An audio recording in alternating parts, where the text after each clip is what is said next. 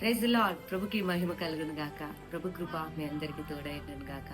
ఈరోజు దేవుని వాక్యాన్ని చదువుకుందాం. 128వ కీర్తన 6వ వచనాన్ని చదువుతున్నాను.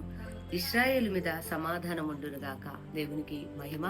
ఈరోజు ప్రభు అంటున్నాడు, తన ప్రజలతో ఆయన వాగ్దానం చేస్తూ అంటున్నాడు, ఇశ్రాయేలు మీద సమాధానం ఉండును గాక. అవును, ఆయన ఇశ్రాయేలుకు సమాధానమునిచ్చువాడు. దేవుని బిడ్డ, ఈరోజు దేవుని వాక్యాన్ని వింటున్న నీ జీవితంలో కానీ పరిస్థితులను బట్టి ఇదిగో నీలో సమాధానం లేదేమో, ఆరోగ్యాన్ని కోల్పోయి, ఆత్మీయతను కోల్పోయి, రకరకాల సమస్యలతో బాధపడుతూ దేవుని వాక్యాన్ని వింటే దేవుడు అంటున్నాడు, ఇశ్రాయేలు మీద సమాధానం ఉండునుగాక అంటున్నాడు. అంటే ఇశ్రాయేలు అంటే దేవుని బిడ్డ, ఆయన నిన్ను పిలుచుకున్నాడు, ఆయన పేరు పెట్టి నేను పిలుచుకున్నాను, నువ్వు ఆయన సొత్తు, నువ్వు ఆయన బిడ్డవు, ఆయన బిడ్డగా నిన్ను మార్చుకున్నావు. కాబట్టి ప్రభు అంటున్నాడు, ఇదిగో నీకు సమాధానం కలుగునుగాక అంటున్నాడు. హల్లెలూయా.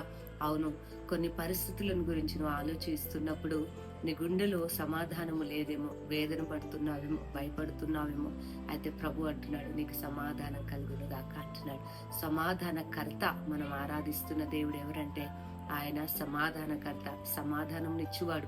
నేను స్వస్థపరిచి నీకు సమాధానాన్ని ఇస్తాడు. నీ గుండెలో ఉన్న వేదన అంతటి నుండి విడిపించి ఆయన నీకు సమాధానాన్ని ఇస్తాడు. అనేకమైన ప్రశ్నలతో నువ్వు ఉండొచ్చు, అయితే ఆయన యొక్క మాటనే నీకు సమాధానాన్ని, నీ అన్ని ప్రశ్నలకు జవాబుగా సమాధానాన్ని ప్రభు నీకు ఇవ్వబోతున్నాడు.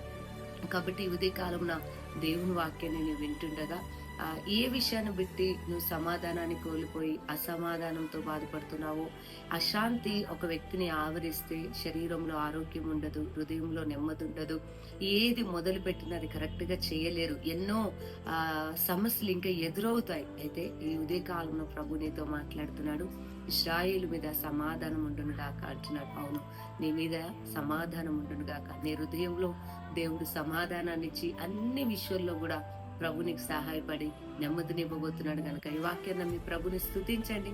మీ కొరకు చిన్న ప్రార్థన చేస్తాను.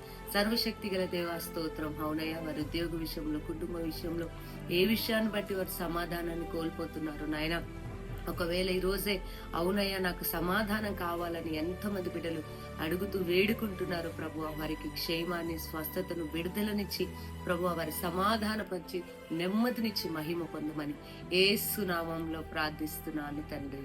ఆమేన్. ప్రభు మిమ్మల్ని దీవించును గాక.